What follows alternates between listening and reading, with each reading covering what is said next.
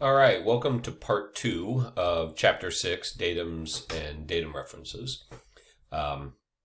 So we're going to pick up where we left off, and we're going to look at the order of preference.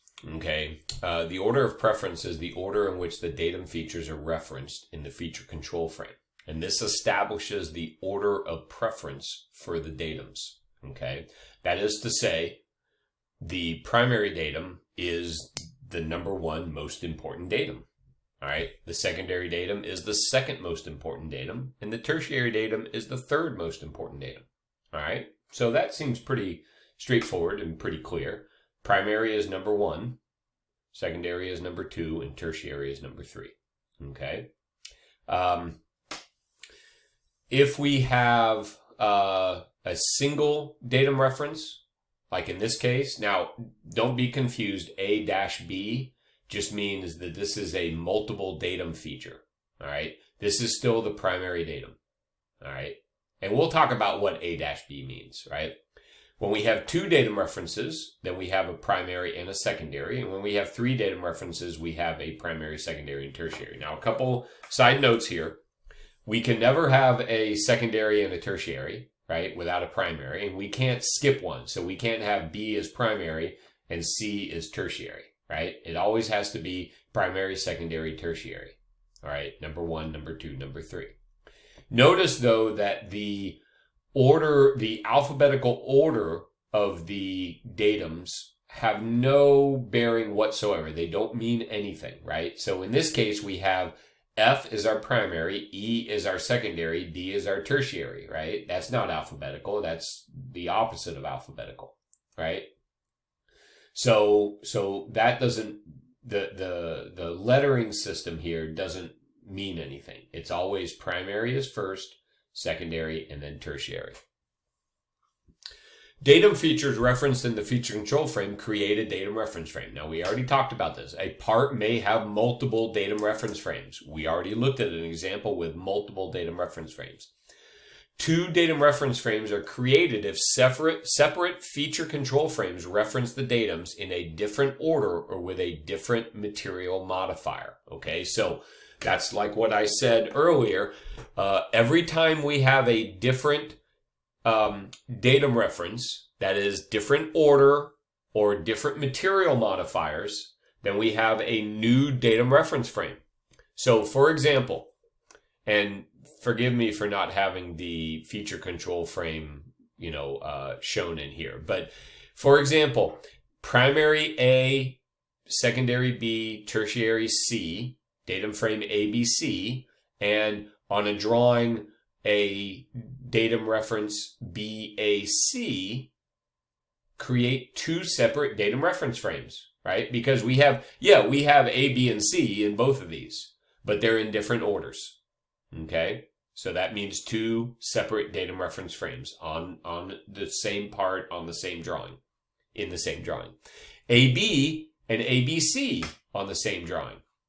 Create 2 separate datum reference frames. Well, wait a second. A and B are the same order here and here, yes, but there's no C here, and there is a C here. So 2 separate datum reference frames. And finally, ABMC and ABC. Well, here, again, we have exactly the same. We have ABC, but here, B has a material modifier. Here, the B doesn't have a material modifier. Yeah, you guessed it, 2 separate datum reference frames. So in order for a feature on a part to have the same datum reference frame, it must have the same datums referenced in the same order with the same material modifiers.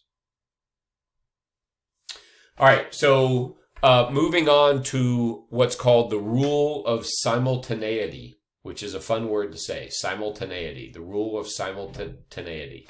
Multiple groups of features act as a single pattern if they are related to the same datum reference frame, all right? And that's just what I said. If we have multiple features that are all referenced to ABC, right? So we have holes over here referenced to ABC, we have a cylinder over here referenced to ABC, and a slot over here referenced to ABC on the same drawing, then that those features act as a single pattern. All right, the feature control frames reference the same datums in the same order of preference with the same material condition modifier. This creates what's called a simultaneous requirement. All right, and we'll have some problems where we talk about this and you'll practice this, but this creates a simultaneous requirement. This is called the rule of simultaneity. The primary datum. So this kind of begs the question, well, what makes a primary datum? Why would we choose something to be a primary datum? What is a primary datum? All right. The primary datum establishes the location of the first plane of the datum reference frame. It's the first one. It's located by the 3 highest points, right? So if we're trying to find a plane on a part, right, and we put it down on a simulator, on a tool, right, it's going to find the 3 highest points. The simulator must be as large as the datum feature. Workpiece must be stabilized on the primary plane. So that means it can't rock back and forth. It can't shift. It can't, be unlevel. It must be controlled with a form tolerance. Typically a flatness tolerance if it's a flat surface, or a cylindricity tolerance if it's a cylindrical surface. Now let me go back here to this. Here we go. All right. So here we have datum feature A, datum plane A, right there. That surface. This surface right here is datum plane A. All right. We are controlling it with a flatness tolerance. All right. So the first thing that we're going to find is datum plane A. All right. And before we find it, though, we're going to make sure it's flat. Same thing over here. Datum A. Now, there's a little extension line that's missing on this, right? But it should be connecting that surface. Again, we are specifying a flatness tolerance on datum A. Right? And that's datum A, that flat surface. Right? So let's see if I can find where we're at now. All right. The secondary datum establishes the location of the second plane of the datum reference frame. It must be perpendicular to the primary. It must be perpendicular to the primary. Theoretically, it's defined by 2 points, and it is the second most important datum feature. And the tertiary datum. This establishes the location of the third plane of datum reference frame. It must be perpendicular to the primary and the secondary datum reference. And it's theoretically defined by a single point. All right, so now let's look at a couple of examples here. All right, these are taken from your book. All right, so you can find these in your book and read about them as well. But let's take these one step at a time. So first of all, in this drawing, how many datum reference frames do we have? We have 2. We have an A datum reference frame and we have a BA datum reference frame. Okay, so we have 2 datum reference frames. Now, we're going to focus on the BA datum reference frame. Okay, so in this case, the primary datum axis B establishes 2 planes. Now, how do I know that B is a datum axis? Well, where is B? Okay, so B is right there, which is the cylinder. Right? So B is a datum feature of size for this cylinder, so that establishes a datum axis. Okay? And A, the secondary datum, is A. Right? And A is this surface right here. So that says where this part lives, when I want to measure the location of these 4 holes, right? Because that's what this is. This is a positional tolerance or a location tolerance, right? When I want to measure the positional tolerance on these 4 holes, I need to place the part down on axis B and onto surface A. And then I can measure these 4 holes. All right. Now, notice that B in this case does not have, B is a datum feature of size, right? But it does not have a material condition modifier, right? So that means we assume it's regardless of material boundary. All right, and that indicates how the primary datum B is to be simulated. All right, so let's see how that works. Whoops, forgot my clicks. I'll remember them next time. All right, so that means that, remember, B is primary, so the first thing that we want to do is we want to get the cylinder into a kind of a simulator clamp, right? Simulator clamp. And then A is secondary. Now here, this is shown kind of in a exaggerated form, right? Because A is secondary, there's no guarantee that it's going to be perfectly perpendicular with the axis for the cylinder. So that's why this is shown off at an angle or something like that. Because B is primary, that's the cylinder, or excuse me, the axis of the cylinder is going to coincide with the axis of the simulator. But the axis, the plane of the simulator surface here, because A is secondary, does not necessarily line up with that. Okay. All right, so let's look at another option here. Here we have the same part. But now we're going to specify primary datum axis B with a maximum material boundary modifier. And A is our secondary datum. So how does that look in our simulator? Well, we place the part down so that the axis of the cylinder goes into the axis of the hole here, the tool. But now maximum material boundary means that the hole that this goes down into has a fixed diameter of 878. Now, where'd they get 878 from? Well, it's 875 plus 3 for the tolerance. Okay, 875 plus 3 for the tolerance is 878. And then the workplace can move within the simulator when the datum feature B departs from maximum material boundary, right? So the maximum material boundary of feature datum feature B is 875 plus 3. You know, I'm sorry, I circled the wrong 3. It's actually 875. What's the maximum material boundary of a cylinder? It's the maximum size, which is 875 plus 0.003 plus 3 thou. So it's this 875 plus 3, not this 3. Okay, I know it's the same number, but not this 3. It's this 3 right here.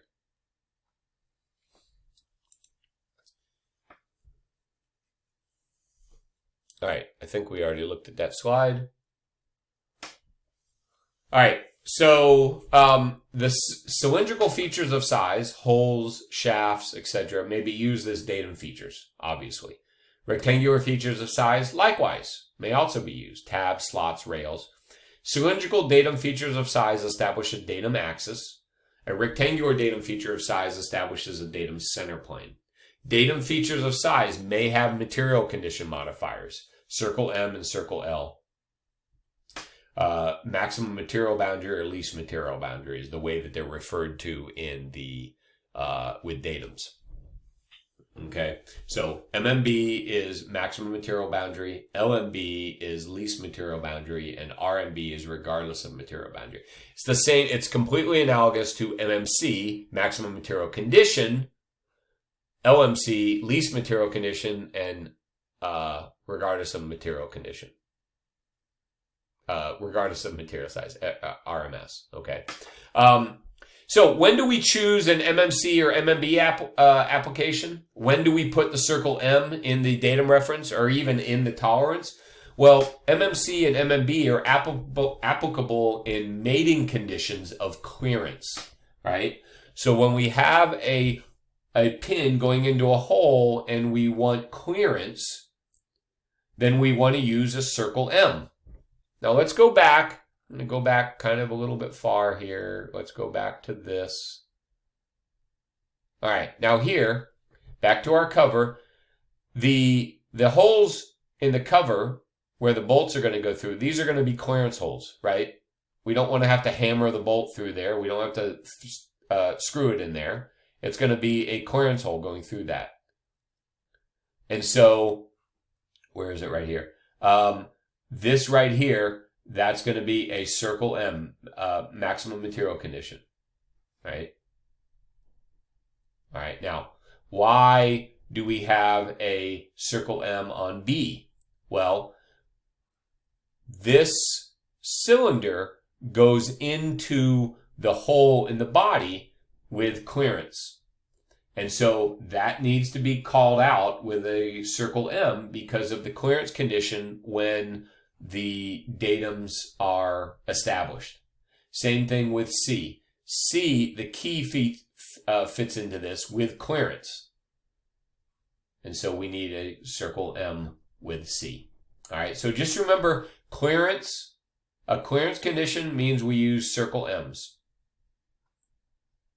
All right, now let's go back here. Where was I? Right there. So regardless of feature size or regardless of material boundary application are used in mating conditions where we have axial alignment, right? So for example, with bearings, right? We want axial alignment. So that's a typical application where we want the axes of the mating parts, a pin and a hole, to line up. You know, typically this is under rotating conditions. Then we want to use RFS or RMB.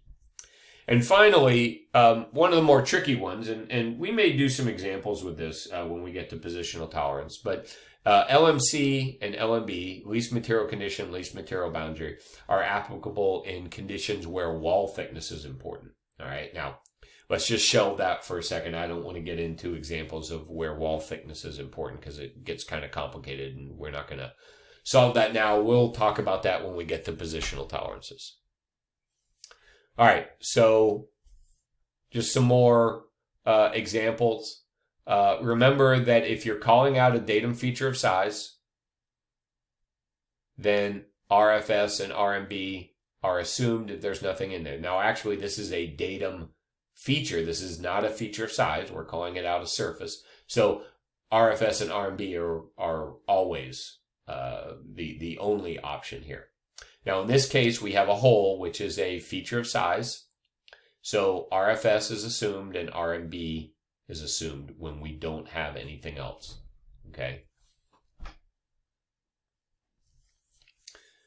All right. So how do we simulate the different datums when they're in different locations in the datum reference?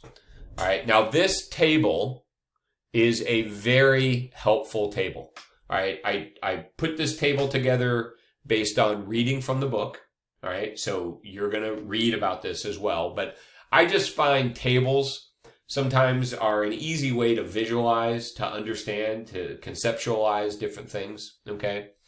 So how do we simulate? Now, this is all about simulating. How do we simulate a primary datum when it's at RMB, regardless of material boundary? Well, in that case, the datum simulator touches the feature, okay? When it's at MMB, the simulator is fixed at its maximum material size. And when it's at LMB, the simulator is fixed at its least material size. So let's go back to this right here, right? So here we have primary datum. Primary datum is a feature of size, right? That's a cylinder, feature of size. Primary datum at maximum material condition, maximum material boundary. So how do we simulate that right here? Well, we simulate it with the maximum material size of the feature. The feature is the cylinder. The maximum material size of the cylinder is 875 plus 0.003, which is 878. So the hole, the simulator creates a hole with a diameter of 878, and the part sits in that. Whoops, I went too far. All right. Now notice for secondary datums and tertiary datums, they both have the same resultant simulation requirements. So for both a secondary datum and a tertiary datum, at RMB, datum simulator touches the feature. Okay, that's no different here. At MMB, the datum simulator is fixed at the MMB virtual condition size of the datum feature. All right, now that's very important. It's the MMB virtual condition size of the datum feature. Here it's just the maximum material size of the feature. Here it's the MMB virtual condition size of the feature. And least material boundary is the datum simulator is fixed at the least material boundary virtual condition size of the datum feature. Okay. So going on with this, the MMC size of a datum feature is the maximum material size of the feature without including any geometric tolerances on the datum feature. All right. So it's just the 875 plus 0.003 for its maximum size in the example that we showed before for the part with the cover. The MMB size of a datum feature is equivalent to the virtual condition for the datum feature. It takes into account the maximum material size of the feature and the geometric tolerance at MMC. In the same idea, the least material boundary size of a datum feature is equivalent to the virtual condition for the datum feature. It takes into account the least material size of the feature and the geometric tolerance at LMC. And so again, we're going to look at some examples here, but I want you to remember the phrase, where does the part live? All right, because that's the most important thing when you're trying to understand and figure out where the datums are and what the datums are. Where does the part live? Datums have to be functional. They're going to typically demonstrate mating relationships. They should probably be simple, right? And any more than 2 datum reference frame, and something's probably wrong. Not all the time, but maybe. Okay? So you want to address that. You want to make sure you're going in the right direction. All right, so let's look at this part. We're going to look at datum selection, and we're going to focus on the adapter, this adapter right here.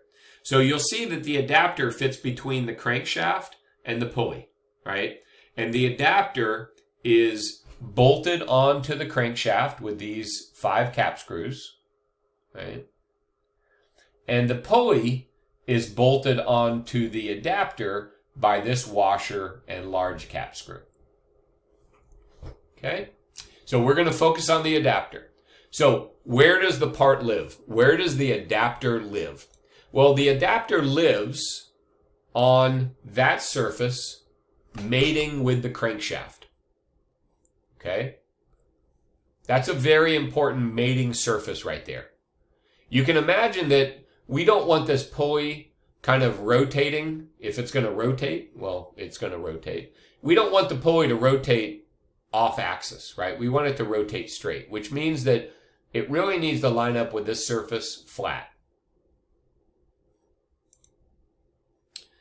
The part also lives inside this cavity in the crankshaft, right? That cavity, that cylinder that protrudes from the adapter is going to fit in this cavity, this cylindrical hole in the crankshaft, and that's going to provide another location.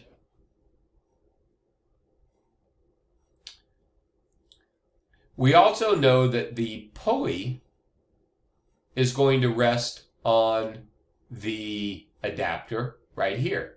So the pulley hole goes over the adapter cylinder.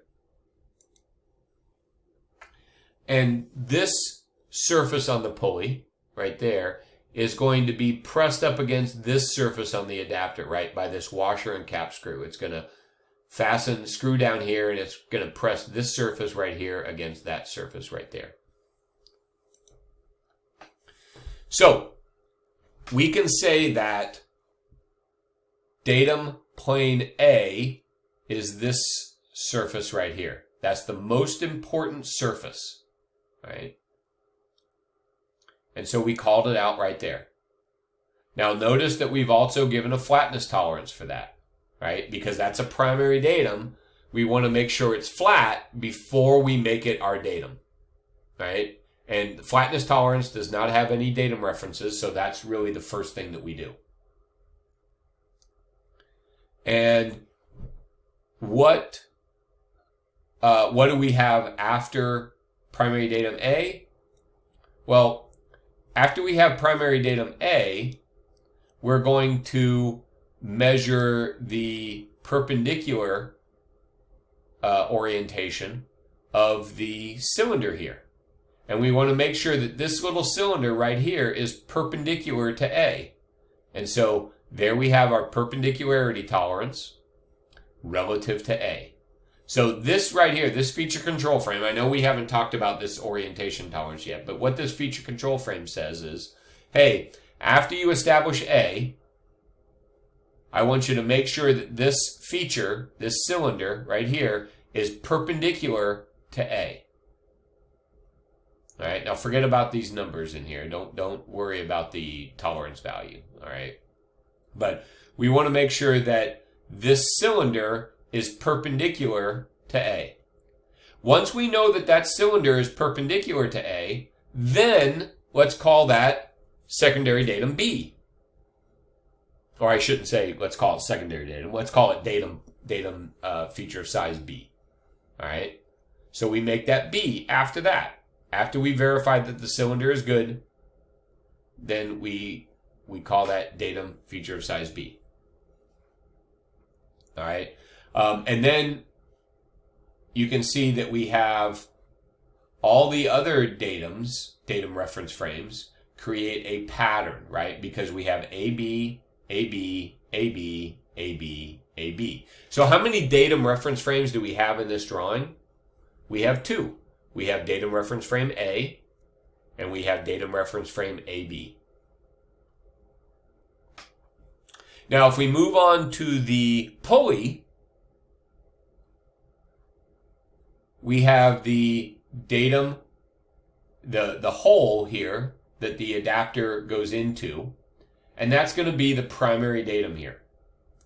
And that is a datum feature of size, so we need to hang the datum off of the dimension line. And then the secondary datum is going to be this surface. So after we establish this datum A, datum feature of size A, which is going to establish a datum axis, then we're going to come back and we're going to verify that this surface right here is perpendicular to that datum axis. Once we've established that this surface is perpendicular to datum axis A, then we're going to call that datum B. So that surface becomes B. And then we're going to make sure that this surface has a profile tolerance. This is a profile tolerance.